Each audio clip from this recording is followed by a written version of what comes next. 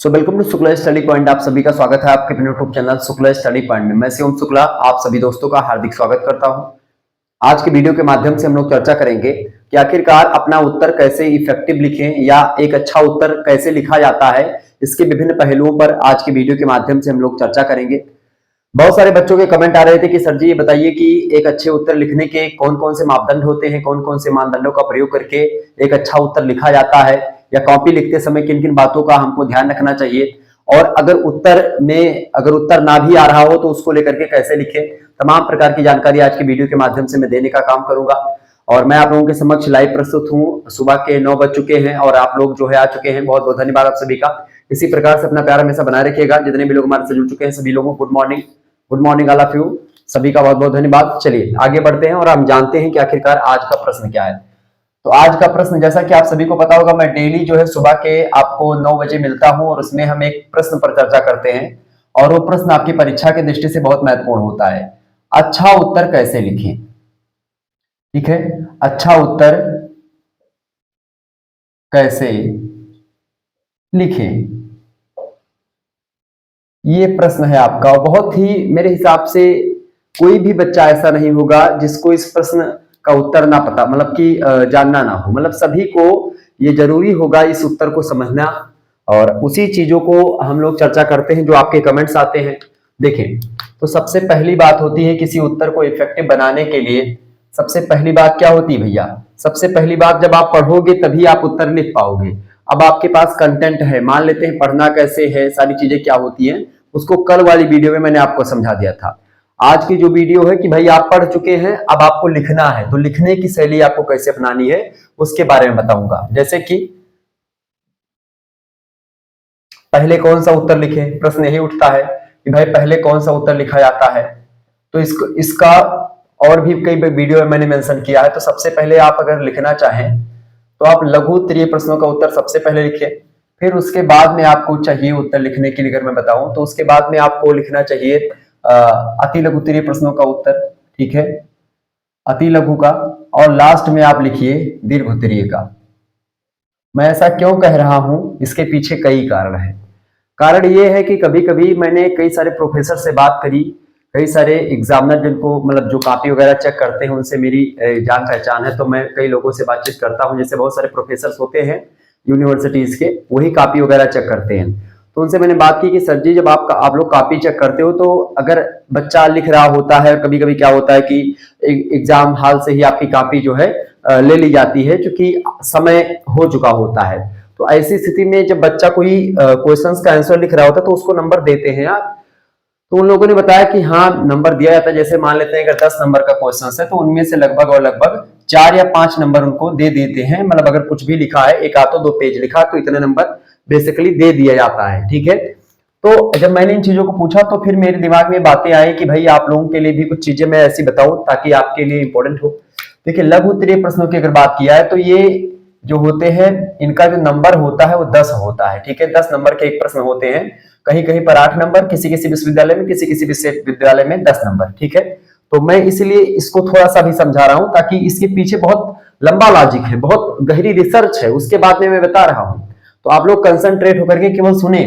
देखिए, तो 10 नंबर का होता है और लगभग आपके कितने प्रश्न करने होते हैं भैया, 5 प्रश्न करने होते हैं। तो 5 8 40, अगर 8 ही नंबर का है तो 40 नंबर यहाँ पर, अगर 10 नंबर का है तो 50 नंबर आपके डायरेक्ट यहां से तैयार हो जा रहे हैं। और लघु उत्तरीय प्रश्नों को लिखना कितने शब्दों में होता है, 200 शब्दों में आपको लिखना होता है। कितने शब्दों में भैया, 200 शब्दों में आपको लिखना होता है। तो आप सोचो 200 शब्दों में आपको लिखना है और कितने प्रश्न करने, 500, मतलब 5 प्रश्न। तो 200 गुणे 5 कर देंगे यानी कि 1000 शब्द में आप टोटल एक प्रकार से कितने नंबर आपको मिल रहे हैं, 40 नंबर या 50 नंबर। अब देखें यहां पर अति लघु उत्तरीय की बात की जाए तो अति लघु उत्तरीय प्रश्नों के जो होते हैं 50 शब्दों में एक प्रश्न का उत्तर लिखा जाता है और 10 क्वेश्चंस होते हैं। तो लगभग 500 शब्दों में आपको लिखना होता है, ये बात ध्यान रखेंगे। और इसके लिए आपको लगभग 20 नंबर यहां से आपके तैयार होते हैं। क्लियर, ये बात ध्यान रखेंगे। कितने नंबर तैयार होते हैं भैया, यहां से आपके 20 नंबर तैयार होते हैं। क्लियर, ये बात ध्यान रखेंगे। तो 20 नंबर आपके यहां से तैयार होते हैं। इसके अलावा अगर बात करें तो 20 नंबर यहां से तैयार हो गए, 500 शब्दों में आपको लिखना है। और अब यहां पर देखें दीर्घ उत्तरीय जो प्रश्न होता है इनकी संख्या वैसे तो 4 दी होती है, करना कितना होता है, 2 करना होता है। एक प्रश्न का उत्तर आपको 500 शब्दों में लिखना होता है और अधिक से अधिक अगर दीर्घ उत्तरीय प्रश्नों का जो नंबर आपको मिलेगा वो अगर 8 नंबर लघु उत्तरीय के लिए मिलेगा तो 10 नंबर आपको दीर्घ उत्तरीय के लिए मिलेगा। अगर 10 नंबर मिलेगा लघु उत्तरीय के लिए तो 15 नंबर मिलेगा या 12 नंबर 12.5 नंबर मिलेगा दीर्घ उत्तरीय के लिए। मान लेते 15 नंबर मिलेगा तो भी आप देखिए 15 दूना 30 ही नंबर आपका यहाँ से तैयार हो रहा है और 1000 शब्दों में आपको यहाँ पर लिखना पड़ रहा है। यानी कि अगर आप 1000 शब्दों का समय नष्ट कर देंगे शुरुआत में ही दीर्घ उत्तरीय लिखने में तो आपको मात्र और मात्र कितने नंबर मिलेंगे, 30 नंबर ही मिलेंगे। लेकिन अगर वही समय आप निकाल लेंगे 1000 शब्द लिखने के लिए शुरुआत के 5 क्वेश्चंस में तो आप देखिए 5 क्वेश्चंस आपके लिख जाएंगे, 8 पंचे 40 नंबर आपका कहीं नहीं गया है। अगर 40 नंबर कहीं नहीं गया, कम से कम 40 नंबर और अधिक से अधिक 50 नंबर हो सकता है। ठीक है, यहाँ पर मैंने जो है देखिए 20 नंबर, 15 दूना 30 होगा, अगर इसको देखेंगे तो 20 ही नंबर यहाँ से तैयार हो रहा है। तो जहां 1000 शब्दों को आप लिखने में आपको 20 या 30 नंबर मिल रहे हैं वहीं पर उतने शब्दों में ही आपको 40 या 50 नंबर मिल जा रहे हैं। तो आप 40 या 50 वाला पहले सिक्योर करोगे कि आप ये वाला पहले सिक्योर करोगे? तो इसीलिए मैंने सोचा कि आपको सिक्योर क्या करना चाहिए, ये करना चाहिए। और क्यों करना चाहिए उसका रीजन मैंने आपको बता दिया। इसका मतलब है इसको मुश्किल से 5 पेज में आप लिखेंगे। ठीक है, 5 पेज में आपका पूरा समाप्त हो जाएगा। तो इसको लेकर के कोई टेंशन की बात नहीं है। एक एक नंबर का 2-2 नंबर का प्रश्न होता है, आसानी से इसको लिख देंगे। बीच में इसीलिए मैं कह रहा हूं लिखने के लिए इसको, क्योंकि इसको लिख करके आप कॉलम छोड़ दें, थोड़ा थोड़ा 2-2 लाइन छोड़ दें और जब भी पहले इसको लिख लें फिर उसके बाद बीच में इसको 2 पेज या 3 पेज में जो भी लिखना चाहें आप इसको लिख लें, 4 पेज 5 पेज जो भी आपकी इच्छा हो ये लिख दें। और उसके बाद दीर्घ उत्तरीय प्रश्नों को लेकर के आप एक दीर्घ उत्तरीय प्रश्न पहले लिख लें, मतलब इसके बाद में लिखें। और जब लास्ट वाला दीर्घ उत्तरीय प्रश्न आप लिखेंगे तो उसको लिखते ही जाइए जब तक आपका पेपर जमा ना हो जाए, मतलब जब तक समय ना पूरा हो जाए तब तक आप लिखते ही रहिए। तो ये तो हो गया एक प्रकार से। अच्छा, जब इसके जो मैं प्रोफेसर्स वाली बात मैंने इसीलिए आपको बताई क्योंकि क्या होगा कि जब आप लिख रहे होंगे और मान लेते हैं कि समय आपके पास बहुत कम बचता है, ठीक है, समय का अभाव है, समय आपके पास नहीं बचता है समय, ठीक है, समय का अभाव हो जाता है, मतलब समय की कमी पड़ जाती है और एक उत्तर आपने पहले सिक्योर कर लिया तो 30-40 नंबर यहां से आपके तैयार हो जाएंगे, 40 नंबर यहां से, 20 नंबर यहां से और बच रहा आपका यहां मान लेते हैं 75 नंबर का ही पेपर होता है तो 15 नंबर या 15 नंबर का ये होता है, 1.5 नंबर का मान लेते हैं तो 20 नंबर यहां से आप तैयार कर लेंगे। तो 40 और 20 कितना हो जाएगा, 60 और 15 75 नंबर का आपका पूर्णांक कंप्लीट हो गया। ठीक है, तो इस प्रकार से आपका तैयार हो जाएगा कितना भैया, और मान लेते हैं एक ही क्वेश्चन आपने किया है तो आपका 10 नंबर तक यहां तक तैयार होगा, मतलब कि ये तैयार होगा कितना आपका 40 और 10 50, 50 5 55 और 10 65 नंबर का तैयार होगा। 10 ही नंबर का छूटेगा ना, 10 ही नंबर का छूटेगा नहीं, वो थोड़ा बहुत आप लिख दीजिएगा, घसीटा हुआ मार्क, इतना तेज लिखना चाहें लास्ट में राइटिंग वाइटिंग का मतलब नहीं सोचा जाता है। आप जैसे भी लिखेंगे एग्जामिनर जानता है कि लास्ट में क्या होता है, समय कम पड़ जाता है और बच्चे जो है उसी में बहुत तेज लिखते हैं। तो ऐसी स्थिति में यहाँ पर आपको राइटिंग का कोई मसला नहीं फंसेगा, बस और थोड़ा बहुत अगर समझ में आ जाएगा तो आपको नंबर या इसमें 4 से 5 नंबर मिल जाएंगे। तो आप बड़े ही आसानी से अपने पूरे के पूरे चीजों को कवर कर पाएंगे। तो सबसे पहला तरीका होता है उत्तर लिखने में कि कौन सा प्रश्न पहले लिखे ये चूज करना। ठीक है, तो ये हुई पहली बात। अगर दूसरी बात की मैं बात करूं यहीं पर कि दूसरा पॉइंट क्या आपको ध्यान देना होगा अच्छा उत्तर लिखने के लिए, दूसरी बात ये होती है कि जो भी आप पहला उत्तर लिखें उसकी अगर बात की जाए तो उसको थोड़ा सा इफेक्टिव लिखें। ठीक है, पहला उत्तर आप क्या लिखें भैया, अच्छा लिखें। कैसे अच्छा लिखना है, उत्तर अच्छा लिखने के लिए सबसे पहली बात, कोई भी प्रश्न आपसे पूछा गया है तो उस प्रश्न में सबसे पहले उस प्रश्न का परिचय थोड़ा सा लिखें। ठीक है, परिचय मतलब जैसे कि मान लें आपसे पूछा गया है कि समाजशास्त्र किसे कहते हैं, समाजशास्त्र की विशेषताओं को बताइए। आपसे यह प्रश्न पूछा जाए कि समाजशास्त्र किसे कहते हैं, समाजशास्त्र की प्रकृति और विशेषताओं पर चर्चा करें, आपसे ऐसे पूछिए। या समाज किसे कहते हैं, समाज की विशेषताएं बताइए। ठीक है, तो मान लेते समाज से पूछा गया कि समाज किसे कहते हैं और समाज की विशेषताएं बताइए। तो आप पहला हेडिंग क्या डालेंगे, उत्तर में लिखेंगे तो उत्तर लिखते समय आपको पहली हेडिंग डालनी है समाज। ठीक है, समाज और फिर ऐसे करके एक सामान्य परिचय। ठीक है, एक सामान्य परिचय। ये पहला उत्तर जो है आप थोड़ा सा इफेक्टिव इसलिए लिखेंगे क्योंकि जब पहला उत्तर आपका ठीक ठाक होगा तो एग्जामिनर पहले उसी को पढ़ता है। First impression is the last impression. तो जब आपका पहला पेपर सही लिखा होता है और तो ऑटोमेटिक एग्जामिनर का एक माइंडसेट उसी समय तैयार हो जाता है कि भाई बच्चा ने अच्छा किया होगा। क्योंकि शुरुआत से ही आप देखिएगा कि समाज एक सामान्य परिचय, तो आपने इसमें थोड़ा सा परिचय में लिखा, एक आध दो विद्वानों की परिभाषाओं को बताया, सारी चीजों को समझाया, फिर उसके बाद में समाजशास्त्र की परिभाषा आपने लिखा।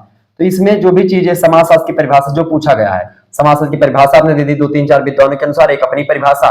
सामान्य परिचय में आपने समाज के बारे में जो कुछ चीजें बातें आपके दिमाग में है वो सब आप लिख देंगे।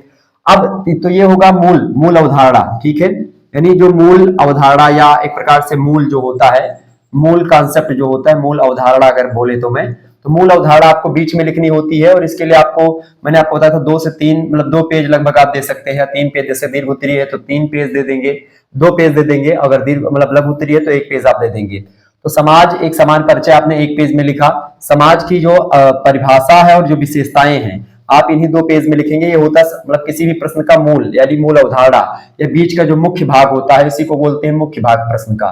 तो प्रश्न का मुख्य भाग लिखते समय आप जो प्रश्न पूछा गया है वो हेडिंग डाल करके आप लिखिए, और फिर लास्ट में आप जो है अंतिम चरण जो होता है पेपर का, ठीक है, अंतिम चरण जो होता है उसमें क्या लिखेंगे, उसमें लिखेंगे आप उपसंहकार।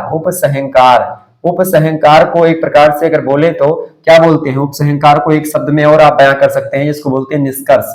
तो जहां तक है आप निष्कर्ष लिखेंगे, क्योंकि जब निबंध लिखना होता है तब उपसंहकार लिखते हैं। अच्छा, इसी को कंक्लूजन भी बोलते हैं अंग्रेजी में, ठीक है। तो आपको क्या लिखना है, निष्कर्ष ही लिखना है। तो पहले एक परिचय आपको लिखना है, उस जिस टॉपिक के बारे में आपसे पूछा जाएगा उसका टॉपिक का, दीर्घ उत्तरीय या लघु उत्तरीय प्रश्नों के मैं बारे में बता रहा हूँ, या दीर्घ उत्तरीय के बारे में। लघु उत्तरीय में भी इतना डिटेल में मत जाइएगा, लघु उत्तरीय में जो पूछा गया है विशेषताएं पूछी जाएंगी, कारण पूछे जाएंगे, ठीक है। लघु उत्तरीय में यही सब कुछ चीजें पूछी जाती हैं, क्लियर। तो उसमें आपको नहीं लिखना। दीर्घ उत्तरीय प्रश्नों को लेकर के ये थोड़ा सा अपनाइएगा, दीर्घ उत्तरीय प्रश्नों में आपको नंबर विदाउट मिलते हैं। तो ये हो गई चीजें। अब उत्तर लिखते समय क्या क्या बातें आपको ध्यान रखनी होती है इसको लेकर के और भी कई सारी चीजें हैं।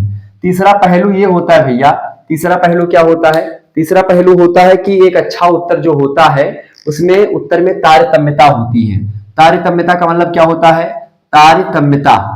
तारतम्यता का सीधा सा मतलब होता है कि आपका उत्तर जो हो, अगर एग्जामिनर मान लेते हैं 1 मिनट के लिए पढ़ने लगे, तो जब एग्जामिनर आपका उत्तर पढ़ेगा तो ऐसी स्थिति में क्या होगा कि उसको ऐसा मजबूर करो पढ़ने पर कि वो 1 पेज पढ़े तो दूसरा पेज पढ़ने पर मजबूर हो जाए, मतलब 2-3 पेज तो उससे पढ़वा ही लो आप, इतना इफेक्टिव उत्तर लिखो। कैसे, तारतम्यता, जैसे आपने लिखा कि समाज सामाजिक संबंधों का जाल है, अब इसके जस्ट बाद में आप मत लिखिए कि समाज जो है दूसरा है, ये सब मत लिखिए, तुरंत इसी एक लाइन से रिलेटेड दूसरी लाइन भी हो, समाज सामाजिक संबंधों का जाल है, इन्हीं संबंधों के जाल की व्यवस्था को हम समाज कहते हैं।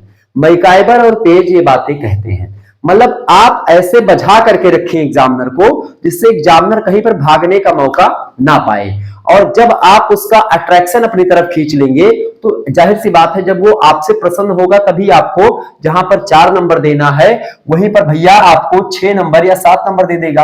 तो ये चीज होती है नंबर अच्छा लाने का तरीका, कि एग्जामिनर के मन को आपको मोह ले, जो प्रश्न पूछा गया है उसी के ट्रैक पर चले, प्रश्न से भटके ना, जो पूछा गया है उतना ही लिखें और अपने मंतव्यों को जरूर उसमें जाहिर कर दे कि आपका क्या विचार है उसमें, और जब भी उत्तर लिखें तो अपने विचारों को जरूर उसमें शामिल करें, क्योंकि एग्जामिनर जो होता है वो युवाओं की चीजों को जानना चाहता है, ना कि वो मैकाइवर पेज के कथनों को जानना चाहता है, ना ही वो मैक्स वेबर के, ना कार्ल मार्क्स के, और ना दुनिया भर के जो हेन तेन समाजशास्त्री और दुनिया भर के वैज्ञानिक और ये सब है, इनकी बातों को नहीं जानना चाहता एग्जामिनर। बस उसको आप इसलिए लिखते हैं क्योंकि आपको ये मतलब एक साक्ष्य, एक ऐसी चीजें एग्जामिनर के समक्ष प्रस्तुत करना जिससे उसको लगे कि जो बच्चा बातें बता रहा है वो हवाई फायर नहीं कर रहा है, मतलब कि एग्जामिनर को यह ना लगे कि बच्चे ने जो लिखा है वो बिना पढ़े लिखे बस वैसे अनकुतुए लिख दिया है। इसीलिए एक साक्ष्य की जरूरत होती है, उन्हीं साक्ष्यों के लिए हम लोग थोड़ा सा एक आध दो कोटेशन विद्वानों के लेते हैं, तो कोटेशन में आप ले सकते बड़े आसानी से। अब अगर उत्तर याद ना हो, कोटेशन भी भूल जाए कि कौन सा कथन किसका है, उसको लेकर के मैं एक वीडियो बनाऊंगा जिसमें कथन वाले जो प्रश्न होते हैं उनको कैसे किया जाता है और कैसे याद किया जाता है उसको भी मैं आपको बताऊंगा, ठीक है। यहाँ पर बताऊंगा तो बड़ा लंबा हो जाएगा। तो तारतम्यता का सीधा सा मतलब है कि एक लाइन दूसरी लाइन की व्याख्या करती हो, दूसरी तीसरी की, तीसरी चौथी की, इस प्रकार से पूरा का पूरा उत्तर आपका एकदम से मिला हुआ हो। अगर ऐसा आप ना कर पाए तो सबसे सरल चीजें होती है, कभी आपसे विशेषता पूछी जाए, ठीक है, अगर विशेषता पूछा जाए, कारण पूछा जाए, या एक प्रकार से गुण पूछा जाए, ठीक है, या हानि पूछी जाए, ठीक है, हानि पूछा जाए, लाभ पूछा जाए, ठीक है, इसके अलावा परिणाम पूछा जाए, यही सब पूछा जाएगा। परिणाम पूछा जाए, या आपसे और भी चीजें पूछी जा सकती हैं, ठीक है, विशेषताएं, कारण, परिणाम, ठीक है, प्रभाव हो गया, ठीक है, समाधान किसी चीज का, ठीक है, समाधान। तो जब ऐसे प्रश्न आपसे पूछे जाएंगे तो उसमें एक ही चीज आपको ध्यान रखनी, अगर आप तारतम्यता नहीं स्थापित कर पा रहे या हेडिंग भी आपको मान लेते हैं नहीं पता है, किसी भी चीज की हेडिंग नहीं पता है, देखिए कारण में तो 3-4 कारण मुश्किल से वैसे होते हैं, सामाजिक कारण, कुछ उत्तर ना ही याद है तो सामाजिक कारण, राजनीतिक कारण, आर्थिक कारण, धार्मिक कारण, सांस्कृतिक कारण, व्यक्तिगत कारण, कुछ अन्य कारण। तो ये कारण में तो आप ऐसे लिख देंगे, परिणाम में भी ये परिणाम, वो परिणाम, सामाजिक परिणाम, राजनीतिक परिणाम, मतलब राजनीति पर क्या प्रभाव पड़ा, उस पर क्या प्रभाव पड़ा, तो ये सब आप बना सकते हैं। तो बनाने को लेकर के मैं एक सेपरेट वीडियो बनाऊंगा। लेकिन जब भी ऐसे उत्तर लिखे तो आपको अगर हेडिंग वगैरह नहीं पता चल पा रही, याद नहीं हो पा रहा है, तो आप पॉइंट टू पॉइंट, जैसे 1 नंबर पहली विशेषता, दूसरी विशेषता, तीसरी, चौथी, पांचवी, छठी, सातवीं, इस प्रकार से, और मुश्किल से 5-6 पॉइंट में आप आसानी से ऐसे विशेषताओं को लिख दें। 5 कारण आप ऐसे बता दें, उन विशेषताओं को नीचे अगर हेडिंग है थोड़ा तो 2-2 लाइन 3-3 लाइन लिख दें। अगर हेडिंग आप नहीं लिखना चाहते हैं तो ये भी इफेक्टिव उत्तर माना जाता है, क्योंकि एग्जामिनर को कम पढ़ना पड़ता है और अच्छे तरीके से समझ भी जाता है कि बच्चे ने क्या बताया। तो ये चीज हो गई। और चौथी चीज आपको, ये चौथी चीज हो गई।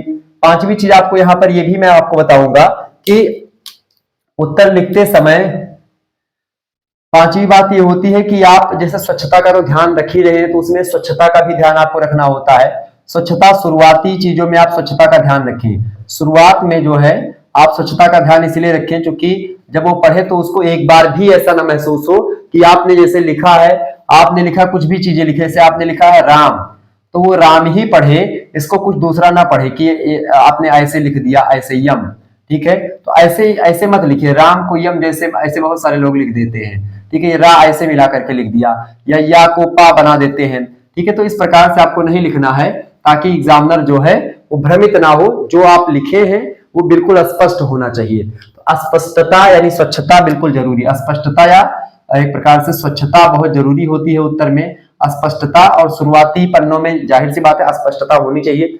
अच्छा, ज्यादा लाइन वाइन खींच करके मत परेशान करिएगा एग्जामिनर को, क्योंकि बहुत ज्यादा प्रोफेसर नाराज होते हैं इस बात से। ये बातें भी ध्यान रखिएगा, क्योंकि ये सब आपको कोई बताने वाला नहीं है, ये बातें मैं अंदर की बातों को आपके लिए ढूंढ करके लाता हूं। तो आप सभी लोग वीडियो को लाइक और चैनल को सब्सक्राइब कर दीजिए, क्योंकि ये सब गूढ़ रहस्य की बातें हैं। देखिए, जैसे ये मान लेते हैं आपका पन्ना है, ठीक है, तो इस पन्ने में आपको करना क्या है, पन्ना जैसे ये है तो आप एक लाइन इधर खींच दीजिए, बस, ज्यादा नहीं, और उसके बाद में फिर ऊपर तो लाइन आपकी खींची ही रहती है। ये आपका पन्ना है। अब यहाँ पर आप जो है अपना क्वेश्चंस वाला डालें, ठीक है, यहाँ पर आप, अच्छा, जब भी आप जो है हेडिंग डालें तो हेडिंग हमेशा ऐसे डालें, ठीक है, हेडिंग यहाँ पर बीच में डालें, तो इधर नीचे ऐसे कर दें, ये, ठीक है, ऐसे करके अब यहां से फिर लिखना प्रारंभ करें। तो इस प्रकार से क्या होगा, हेडिंग ऐसे बीच में रहेगी तो ज्यादा बेटर लगेगा। और फिर लिखे, ज्यादा दूर दूर भी मत लिखिएगा कि पन्ना गिनवाने के चक्कर में खूब दूर दूर आपने लिख दिया। बहुत लोग क्या होते हैं कि यहूं से ऐसे लाइन खींच दिया, यहूं से लाइन खींच दिया, बीच में केवल लिख देते हैं। ऐसे क्या होता है कि इधर का पन्ना तो बेकार गया, वेस्ट जा रहा है, बेकार जा रहा है, तो उसको क्या हो रहा है कि भाई केवल आप पन्ना गिनवा रहे हो, एग्जामिनर को मूर्ख बना रहे हो। तो एग्जामिनर को लगेगा कि भाई वो हमको बच्चा मूर्ख बना रहा, तो वो क्या करेंगे, जहां आपको 4 नंबर देना है वहीं पर आपको 3 नंबर मिल जाएगा, वहीं आपको 2 नंबर मिल जाएगा। तो लिखित परीक्षा में ये चीजें बहुत ध्यान देनी होती हैं कि भाई नंबर कटते बहुत ज्यादा हैं, तो उसी नंबर को काटने से बचाना। ऑब्जेक्टिव परीक्षा में तो आप ले लोगे, मशीन चेक करती कापी, लेकिन इसमें कौन सी मशीन चेक करती है? निबंधात्मक प्रश्नों में आपकी मशीन थोड़ी ना कापी चेक करती है, एग्जामिनर कापी चेक करता है। उसके पसंद में उत्तर आएगा तो अच्छा नंबर देगा, नहीं आएगा तो उसके खिलाफ आप केस भी नहीं कर सकते हो। क्यों नहीं कर सकते हो? क्योंकि उत्तर कोई भी परफेक्ट उत्तर नहीं होता है। जो किताब में लिखी बातें होती हैं वो भी एकदम परफेक्ट नहीं होती हैं, ये बात ध्यान रखेंगे। कोई भी उत्तर अच्छा या कोई भी उत्तर बुरा नहीं होता है, हर एक उत्तर अच्छा और अच्छा, बहुत अच्छा और ज्यादा अच्छा होता है, लेकिन कोई परफेक्ट उत्तर नहीं होता है किसी भी प्रश्न का, ये बात ध्यान रखेंगे। ऑब्जेक्टिव प्रश्नों की तरह इसमें कोई सही नहीं होता कि भाई एक ऑप्शन इनमें सही है तो आपको 1 नंबर मिल जाएगा। 10 नंबर को क्वेश्चन है, आपने 500 शब्दों में पूरा लिखा है, फिर भी आपको एक प्रकार से नंबर कट करके दिए जाते हैं, ये बात ध्यान रखेंगे।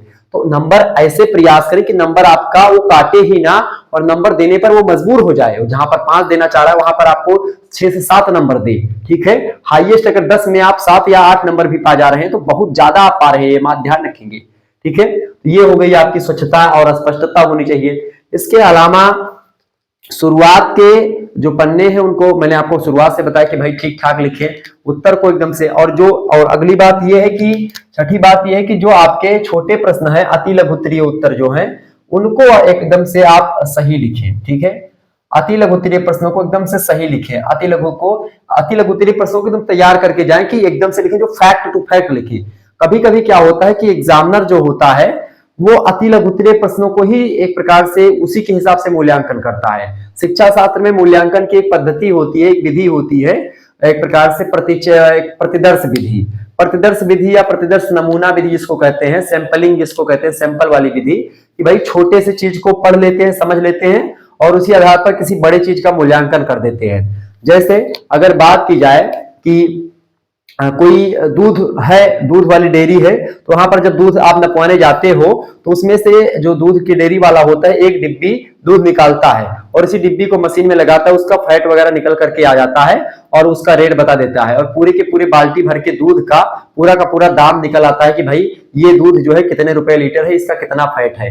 तो मतलब थोड़ी सी चीजों को, यानी कि छोटे छोटे प्रश्नों को पढ़ करके, चूंकि एग्जामिनर के पास उतना ज्यादा समय नहीं होता है, वो भले ही कॉपी चेक करते हैं लेकिन उनके पास क्या होता है कि जल्दी जल्दी करने में क्या होता है कि सबसे पहले वो कहेंगे कि अति लघु उत्तरीय प्रश्नों को कभी कभी पढ़ना प्रारंभ कर देते हैं। तो अति लघु उत्तरीय प्रश्नों को पढ़ेंगे, उसके हिसाब से दीर्घ उत्तरीय होते हैं उनको पढ़ने में वो टाइम वेस्ट नहीं करते हैं। तो अति लघु उत्तरीय प्रश्न अगर आपके 10 सही हैं या लगभग 9 भी सही है, एकदम से एग्जैक्ट आपने उत्तर लिखा है, तो आपको जो लघु उत्तरीय प्रश्न आपने लिखा है, जो दीर्घ उत्तरीय लिखा है, उसमें आपको बेनिफिट हो जाती है। जहां पर 6 नंबर मिलने होते हैं वहीं पर 7 या 8 नंबर आपको मिल जाते हैं। तो मूल्यांकन कभी कभी इस पैमाने पर भी लोग करते हैं, ये बात ध्यान रखेंगे। तो ये सारी चीजें जो मैंने आपको बताई, ये सब एक प्रकार से एक अच्छा उत्तर इसी प्रकार से लिखा जाता है ताकि जो है एग्जामिनर, सबसे पहली बात और सबसे इंपॉर्टेंट बात होती है, आखिरी बात मैं आपको बताऊं एक शब्द में, कि आपको बस एग्जामिनर को प्रसन्न करना है। कैसे भी आप प्रसन्न करें वो आपको करना है, तभी आपको नंबर मिलेगा। बाकी आपको अच्छा प्रसन्न कैसे करना उसकी ट्रिक मैंने आपको बता ही दी है। और भी आगे कॉपी लिखने के लेकर के जो तमाम प्रकार की चीजें होती है उसको लेकर के मैं नेक्स्ट वीडियो बनाऊंगा, उसमें कि कॉपी लिखते समय किन किन बातों का हमको ध्यान रखना चाहिए, कॉपी तेज कैसे लिखनी चाहिए, ये तमाम प्रकार के प्रश्न जो है मैं उन पर चर्चा करने वाला हूं। तो तब तक आप सभी लोग इन सभी चीजों पर काम करें। हेडिंग लिखें तो जहां तक है हेडिंग के साथ साथ अगर अंग्रेजी में भी हेडिंग लिखे, हिंदी में आपने हेडिंग लिख लिया, विशेषताओं को आपने लिखा, फिर कैरेक्टरिस्टिक्स अगर यहाँ पर डाल देंगे, कारण को आप रीजन लिख देंगे, गुण को आप प्रॉपर्टीज लिख देंगे, ठीक है, इस प्रकार से। तो थोड़ा सा महत्व को आप इंपॉर्टेंस लिख देंगे। यहाँ पर महत्व तो मैंने भूल गया, महत्व और एक चीज और लिख दीजिएगा, उद्देश्य, ठीक है। ये सब जब प्रश्न आपसे पूछते हैं, उद्देश्य, महत्व, समाधान, प्रभाव, परिणाम, लाभ, हानि, गुण, कारण, विशेषताएं, तो इस प्रकार के जब प्रश्न आपके आएंगे तो उनको आप पॉइंट टू पॉइंट भी लिख सकते हैं और हेडिंग वाइज अगर आपको याद है तो हेडिंग वाइज भी आप लिख सकते हैं। हालांकि किसी चीज का कारण पूछा था तो उसमें कारण में जैसे कि मान लेते 1857 की क्रांति पूछी गई तो उसके सामाजिक कारण भी होंगे, राजनीतिक होंगे, धार्मिक, आर्थिक, सारी चीजें होंगी। इसी प्रकार से अधिकतर जो दीर्घ उत्तरीय प्रश्न होते हैं उनको याद करने की बिल्कुल भी आपको आवश्यकता नहीं होती है, बस एक बार पढ़ने की आवश्यकता होती है। बाकी खुद अगर बना करके भी लिख देंगे तो दीर्घ उत्तरीय प्रश्न में उत्तर मतलब उसको नंबर मिल जाता है, लेकिन अति लघु उत्तरीय प्रश्नों में आपको बना करके नंबर लिखेंगे, मतलब बना करके लिखेंगे तो नंबर नहीं मिलेगा। इसीलिए मैं आपको इसीलिए सजेस्ट करता हूं कि अति लघु उत्तरीय प्रश्नों में जितना ज्यादा फैक्चुअल उत्तर लिख पाए वही बेटर रहेगा, मतलब फैक्ट टू फैक्ट लिखे, इसमें कुछ बना चना करके मत लिखे, चाहे एक ही लाइन में उत्तर समाप्त हो जाए लेकिन इसमें बना करके मत लिखिएगा अति लघु उत्तरीय में, ठीक है, ये बात ध्यान रखेंगे। अच्छा, एक चीज और यहाँ पर, जैसे अगर जियोग्राफी का आप पेपर दे रहे हैं तो उसमें जियोग्राफी के पेपर में खास करके अगर मैं बताऊं तो उसमें आपको मैप भी बना देना। अगर मैप की बात आती है तो मैप आपको बनाना आना चाहिए। मैप पे अगर आप दर्शाएंगे, जैसे आपसे पूछ लिया गया कि कृषि प्रदेश भारत के बताओ, या भारत की जो भूमि है मतलब उसको कैटेगराइज करो, मतलब भारत को कितने भौतिक प्रदेशों में बांटा गया है, तो आप एक प्रकार से मैप बनाना आपको आना चाहिए, ठीक है। तो ऐसे आप मतलब ये थोड़ा सा गड़बड़ बन गया है मैप, बाकी जो है तो बाकी तो ऐसे आप बना सकते हैं। मैप थोड़ा सा बेकार भी बनेगा, कोई दिक्कत की बात नहीं मैप, ठीक है। उसमें आप बता देंगे कि भाई ये उत्तरी हिमालयवर्ती प्रदेश है, ये जो है दक्षिण, ये पश्चिमी घाट है, ये पूर्वी घाट है, ये मध्यवर्ती पठार है दक्कन का, ठीक है। ये गंगा यमुना का जो है मैदान है, ये मध्यवर्ती पठार है, ठीक है। इस प्रकार से ये कुछ एरिया है जहां पर मतलब गंगा यमुना का दुआब क्षेत्र है। ये कच्छ का मतलब ये एक प्रकार से रेगिस्तान वाला एरिया है। ये पूर्वोत्तर का एरिया है, ठीक है। दक्षिण वाला मतलब इस यहाँ पर आपका लक्षद्वीप मतलब लक्षद्वीप समूह है, अंडमान निकोबार द्वीप समूह है। तो ऐसे आप थोड़ा सा समझा करके अगर उसमें बताएंगे तो बेटर रहेगा, ठीक है। तो ज्यादा अगर प्रयोग करें, जियोग्राफी का क्वेश्चन है, जियोग्राफी है तो उसमें आप मैप बना करके भी समझा देंगे तो आपको अच्छा नंबर मिलेगा। अगर आपसे कह रहा है तो भी, अगर नहीं कह रहा तो भी अगर आप मैप वगैरह बना देंगे तो आपको अच्छा नंबर देता है एग्जामिनर, ठीक है। ये बात ध्यान रखेंगे। और प्रयोग कैसे, किताबी शब्दावलियों का प्रयोग ज्यादा मत करिएगा, कुछ ऐसे शब्दावलियों का प्रयोग करें जिससे एग्जामिनर को लगे कि हाँ बच्चे ने खुद अपने मन से लिखा है। कभी कभी एग्जामिनर को शक हो जाता है कि बच्चे ने कहीं से नकल करके लिखा, जब आप ज्यादा किताबी शब्दावलियों का प्रयोग करते हैं, ठीक है। तो कभी कभी क्या करेंगे कि भाई इन लोगों के विद्वानों के अनुसार पढ़ने के बाद में हमारे मतलब मैं इस प्रकार से लिख सकता हूं। जैसे आप हमारे जो मॉडल पेपर है जब आप उनको देखेंगे तो उसमें मैं विस्तार से आपको बताता हूं, जो चीजें बताता हूं उनको आप ध्यान से सुनेंगे तो आपको उत्तर लिखने की शैली डेवलप होगी और अच्छा उत्तर आप लिख पाएंगे। तो अच्छे उत्तर को लेकर के आप ये तमाम प्रकार की चीजों को ध्यान रखेंगे। और टाइम मैनेजमेंट कैसे करें उसको लेकर के मैंने ऑलरेडी वीडियो बनाई हुई है, अगर आप कहेंगे तो एक सेपरेट वीडियो बना दूंगा। कॉपी लिखने को लेकर के मैं वीडियो बनाऊंगा, उसमें बता दूंगा कि कॉपी कितने पेज में लिखनी चाहिए, कितने प्रश्न को कितने समय देना चाहिए, ये सारी चीजें उसमें मैं बता दूंगा। क्लियर? चलिए फिर मिलते हैं हम नेक्स्ट वीडियो में, तब तक के लिए जय हिंद जय भारत। आप सभी का बहुत बहुत धन्यवाद हमारे साथ जुड़ने के लिए। इसी प्रकार से अपना प्यार बनाए रखिएगा। जितने भी लोग हमारे साथ जुड़े हुए थे सभी लोगों का बहुत बहुत धन्यवाद। और इसी प्रकार से मिलते हैं फिर कल सुबह के 9 बजे, ठीक है। और तब तक के लिए आप सभी को जय हिंद जय भारत और सभी को गुड आफ्टरनून भाई, गुड मॉर्निंग। गुड मॉर्निंग ही अभी आप समझिए, ठीक है। तो इसको आप सभी लोग क्या करेंगे, नोट डाउन करने से कोई बात ही नहीं है, बस आपको समझाने का तरीका है। आप बीए में है, बीएससी में है, बीकॉम में है या किसी भी परीक्षा में है तो आपके लिए ये चीजें अच्छी हैं, ठीक है। धन्यवाद।